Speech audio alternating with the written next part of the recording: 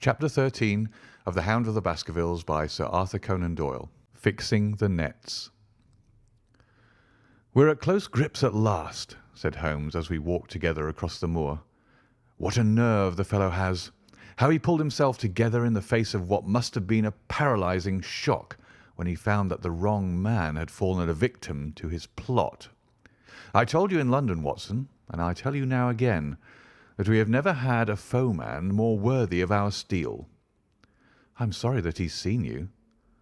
And so was I at first, but there was no getting out of it. What effect do you think it will have upon his plans now that he knows you're here? It may cause him to be more cautious, or it may drive him to desperate measures at once. Like most clever criminals, he may be too confident in his own cleverness and imagine that he has completely deceived us. Why should we not arrest him at once? My dear Watson, you were born to be a man of action. Your instinct is always to do something energetic. But supposing, for argument's sake, that we had him arrested tonight, what on earth the better off should we be for that? We could prove nothing against him. There's the devilish cunning of it. If he were acting through a human agent, we could get some evidence, but if we were to drag this great dog to the light of day, it would not help us in putting a rope around the neck of its master. Surely we have a case? Not a shadow of a one, only surmise and conjecture. We should be laughed out of court if we came with such a story and such evidence. There is Sir Charles's death. Found dead without a mark upon him. You and I know that he died of sheer fright, and we know also what frightened him. But how are we to get 12 stolid jurymen to know it? What signs are there of a hound? Where are the marks of the fangs? Of course, we know that a hound does not bite a dead body, and that Sir Charles was dead before ever the brute overtook him. But we have to prove all this, and we are not in a position to do it. Well then, tonight? We are not much better off tonight. Again, there was no direct connection between the hound and the man's death. We never saw the hound. We heard it, but we could not prove that it was running upon this man's trail. There is a complete absence of motive. No, my dear fellow, we must reconcile ourselves to the fact that we have no case at present, and that it is worth our while to run any risk in order to establish one. And how do you propose to do so? I have great hopes of what Mrs. Laura Lyons may do for us when the position of affairs is made clear to her. And I have my own plan as well. Sufficient for tomorrow is the evil thereof, but I hope before the day is past to have the upper hand at last."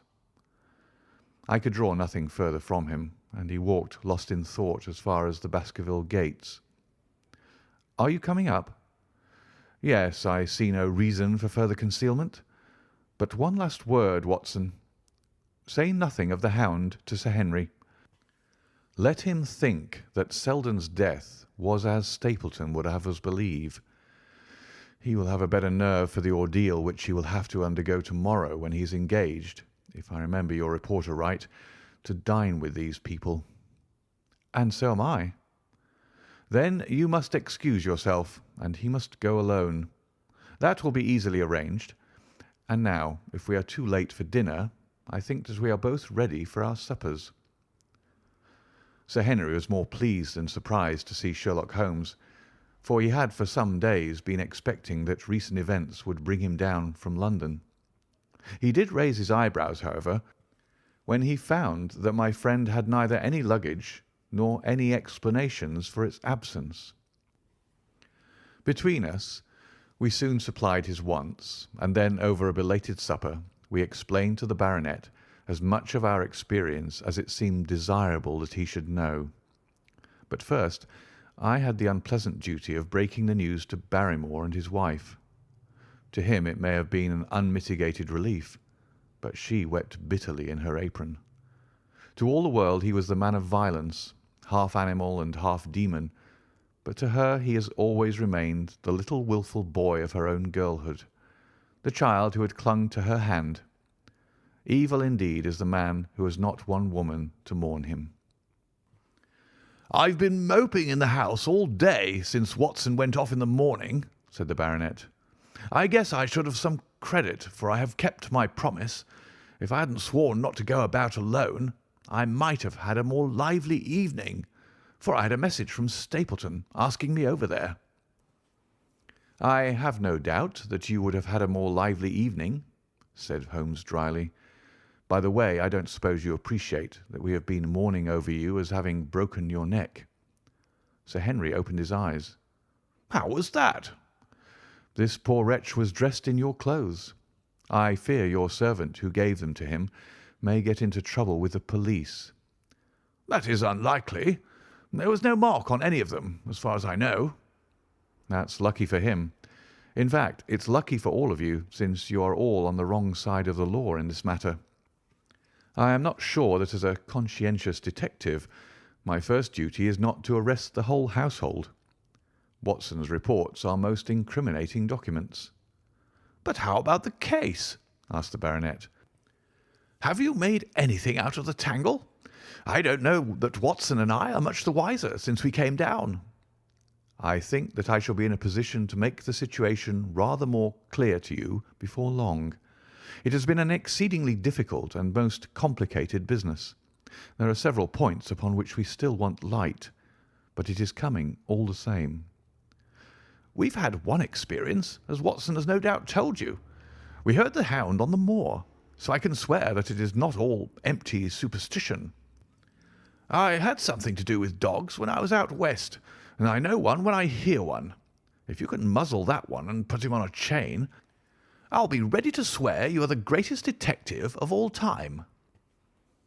"I think I will muzzle him and chain him all right, if you will give me your help." "Whatever you tell me to do, I will do."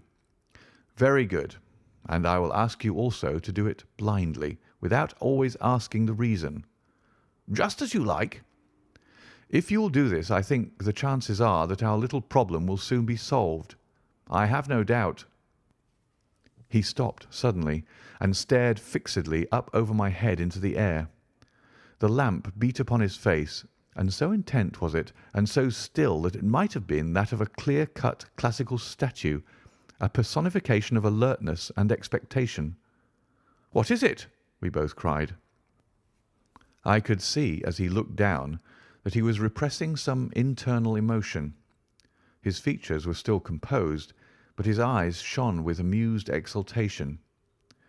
"Excuse the admiration of a connoisseur," said he, as he waved his hand towards the line of portraits which covered the opposite wall.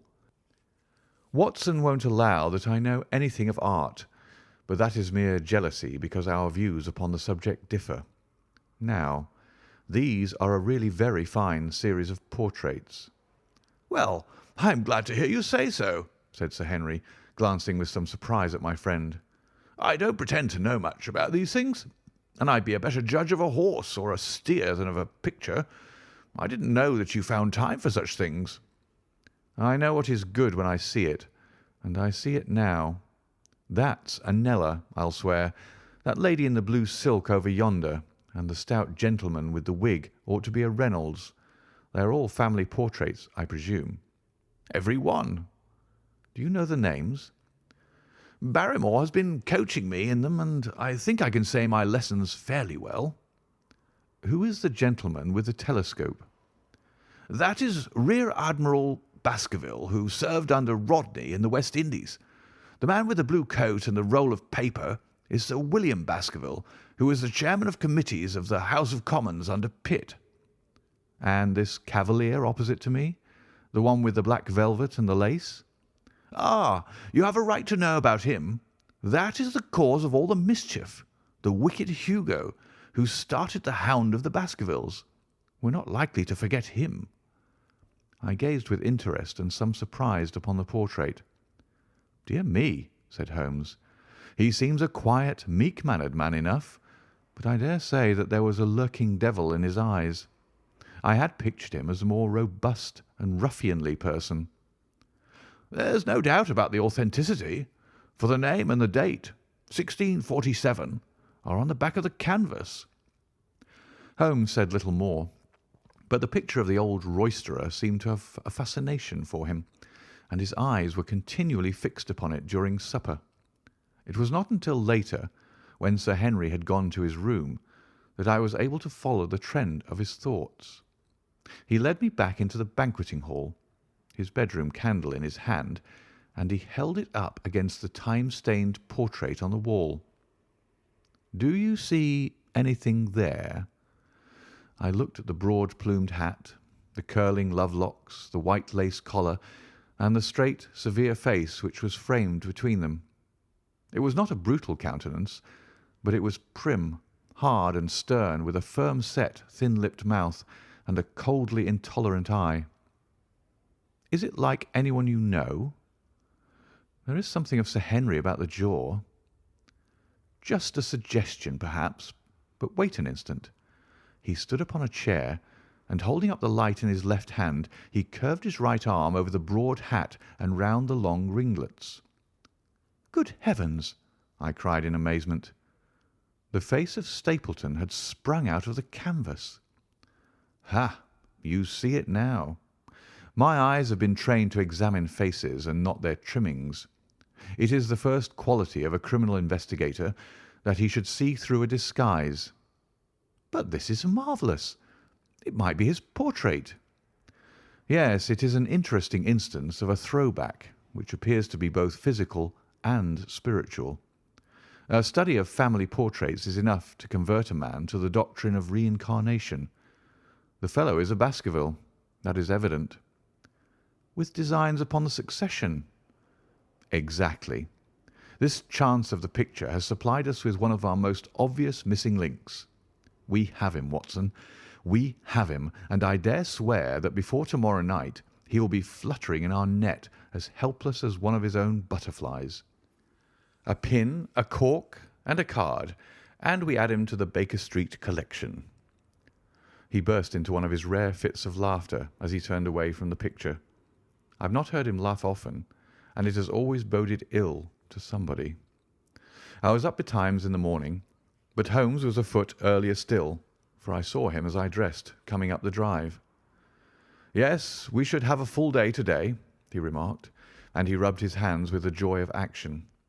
"The nets are all in place, and the drag is about to begin. We'll know before the day is out whether we have caught our big, lean-jawed pike, or whether he has got through the meshes. Have you been on the moor already?" "I have sent a report from Grimpen to Princetown as to the death of Selden. I think I can promise that none of you will be troubled in the matter, and I have also communicated with my faithful Cartwright, who would certainly have pined away at the door of my hut as a dog does at his master's grave, if I had not set his mind at rest about my safety." "What is the next move?" "To see Sir Henry. Ah, here he is." "Good morning, Holmes," said the baronet. "You look like a general who's planning a battle with his chief of the staff." "That is the exact situation. Watson was asking for orders." "And so do I." "Very good. You are engaged, as I understand, to dine with our friends the Stapletons to-night." "I hope that you'll come also. They are very hospitable people, and I am sure that they would be very glad to see you." "I fear that Watson and I must go to London." "To London?" "Yes, I think that we should be more useful there at the present juncture." The baronet's face perceptibly lengthened. "I hoped that you were going to see me through this business. The hall and the moor are not very pleasant places when one is alone." "My dear fellow, you must trust me implicitly, and do exactly what I tell you. You can tell your friends that we should have been happy to come with you, but that urgent business required us to be in town. We hope very soon to return to Devonshire. Will you remember to give them that message?" "If you insist upon it." "There is no alternative, I assure you." I saw by the baronet's clouded brow that he was deeply hurt by what he regarded as our desertion. "When do you desire to go?" he asked coldly. "Immediately after breakfast. We will drive into Coombe Tracey, but Watson will leave his things as a pledge that he will come back to you. Watson, you will send a note to Stapleton to tell him that you regret that you cannot come." "I have a good mind to go to London with you," said the baronet. "Why should I stay here alone?" "Because it is your post of duty. Because you gave me your word that you would do as you were told, and I tell you to stay." "All right, then, I'll stay." "One more direction. I wish you to drive to Merripit House. Send back your trap, however, and let them know that you intend to walk home." "To walk across the moor?" "Yes." "But that is the very thing which you have so often cautioned me not to do." "This time you may do it with safety. If I had not every confidence in your nerve and courage, I would not suggest it, but it is essential that you should do it." "Then I will do it." "And as you value your life, do not go across the moor in any direction save along the straight path which leads from Merripit House to the Grimpen Road, and is your natural way home." "I will do just what you say." "Very good. I should be glad to get away as soon after breakfast as possible, so as to reach London in the afternoon." I was much astounded by this programme, though I remembered that Holmes had said to Stapleton on the night before that his visit would terminate next day. It had not crossed my mind, however, that he would wish me to go with him, nor could I understand how we could both be absent at a moment which he himself declared to be critical. There was nothing for it, however, but implicit obedience, so we bade good-bye to our rueful friend, and a couple of hours afterwards we were at the station of Coombe Tracey, and had dispatched the trap upon its return journey. A small boy was waiting upon the platform. "Any orders, sir?" "You will take this train to town, Cartwright. The moment you arrive you will send a wire to Sir Henry Baskerville in my name, to say that if he finds the pocket-book which I have dropped he is to send it by registered post to Baker Street." "Yes, sir." "And ask at the station office if there is a message for me." The boy returned with a telegram which Holmes handed to me. It ran: "Wire received. Coming down with unsigned warrant. Arrive 5:40. Lestrade." That is in answer to mine of this morning.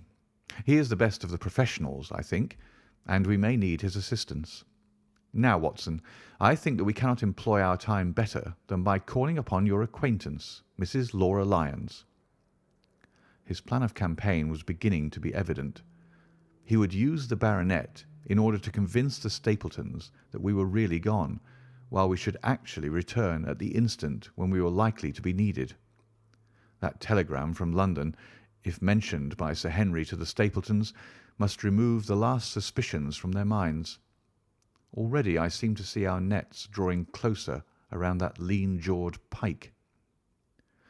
Mrs. Laura Lyons was in her office, and Sherlock Holmes opened his interview with a frankness and directness which considerably amazed her. "I am investigating the circumstances which attended the death of the late Sir Charles Baskerville," said he. "My friend here, Dr. Watson, has informed me of what you have communicated, and also of what you have withheld in connection with that matter." "What have I withheld?" she asked defiantly. "You have confessed that you asked Sir Charles to be at the gate at 10 o'clock. We know that that was the place and hour of his death. You have withheld what the connection is between these events." "There is no connection." "In that case the coincidence must indeed be an extraordinary one. But I think that we shall succeed in establishing a connection after all. I wish to be perfectly frank with you, Mrs. Lyons. We regard this case as one of murder, and the evidence may implicate not only your friend Mr. Stapleton, but his wife as well." The lady sprang from her chair. "His wife?" she cried. "The fact is no longer a secret. The person who has passed for his sister is really his wife." Mrs. Lyons had resumed her seat. Her hands were grasping the arms of her chair, and I saw that the pink nails had turned white with the pressure of her grip. "His wife?" she said again. "His wife? He is not a married man." Sherlock Holmes shrugged his shoulders. "Prove it to me. Prove it to me, and if you can do so—" The fierce flash of her eyes said more than any words. "I have come prepared to do so," said Holmes, drawing several papers from his pocket. "Here is a photograph of the couple taken in York 4 years ago. It is endorsed Mr. and Mrs. Vandeleur, but you will have no difficulty in recognizing him, and her also, if you know her by sight. Here are 3 written descriptions by trustworthy witnesses of Mr. and Mrs. Vandeleur, who at that time kept St. Oliver's private school. Read them and see if you can doubt the identity of these people." She glanced at them and then looked up at us with the set, rigid face of a desperate woman. "Mr. Holmes," she said, "this man had offered me marriage on condition that I could get a divorce from my husband. He has lied to me, the villain, in every conceivable way. Not one word of truth has he ever told me. And why? Why? I imagined that all was for my own sake, but now I see that I was never anything but a tool in his hands. Why should I preserve faith with him who never kept any with me? Why should I try to shield him from the consequences of his own wicked acts? Ask me what you like, and there is nothing which I shall hold back. One thing I swear to you, and that is that when I wrote the letter I never dreamed of any harm to the old gentleman who had been my kindest friend." "I entirely believe you, madam," said Sherlock Holmes. "The recital of these events must be very painful to you, and perhaps it will make it easier if I tell you what occurred, and you can check me if I make any material mistake. The sending of this letter was suggested to you by Stapleton?" "He dictated it." "I presume that the reason he gave was that you would receive help from Sir Charles for the legal expenses connected with your divorce." "Exactly." "And then after you had sent the letter he dissuaded you from keeping the appointment?" "He told me that it would hurt his self-respect that any other man should find the money for such an object, and that though he was a poor man himself, he would devote his last penny to removing the obstacles which divided us." "He appears to be a very consistent character. And then you heard nothing until you read the reports of the death in the paper?" "No." "And he made you swear to say nothing about your appointment with Sir Charles?" "He did. He said that the death was a very mysterious one, and that I should certainly be suspected if the facts came out. He frightened me into remaining silent." "Quite so. But you had your suspicions." She hesitated and looked down. "I knew him," she said, "but if he had kept faith with me I should always have done so with him." "I think that on the whole you have had a fortunate escape," said Sherlock Holmes. "You have had him in your power, and he knew it, and yet you are alive. You have been walking for some months very near to the edge of a precipice. We must wish you good morning now, Mrs. Lyons, and it is probable that you will very shortly hear from us again." "Our case becomes rounded off, and difficulty after difficulty thins away in front of us," said Holmes, as we stood waiting for the arrival of the express from town. "I shall soon be in the position of being able to put into a single connected narrative one of the most singular and sensational crimes of modern times. Students of criminology will remember the analogous incidents in Godno, in Little Russia, in the year '66. And, of course, there are the Anderson murders in North Carolina. But this case possesses some features which are entirely its own. Even now we have no clear case against this very wily man, but I shall be very much surprised if it is not clear enough before we go to bed this night." The London express came roaring to the station, and a small, wiry bulldog of a man had sprung from a first-class carriage. We all 3 shook hands, and I saw at once from the reverential way in which Lestrade gazed at my companion that he had learned a good deal since the days when they had first worked together. I could well remember the scorn which the theories of the reasoner used then to excite in the practical man. "Anything good?" he asked. "The biggest thing for years," said Holmes. "We have 2 hours before we need think of starting. I think we might employ it in getting some dinner, and then, Lestrade, we will take the London fog out of your throat by giving you a breath of the pure night air of Dartmoor. Never been there? Ah, well, I don't suppose you will forget your first visit." End of chapter 13.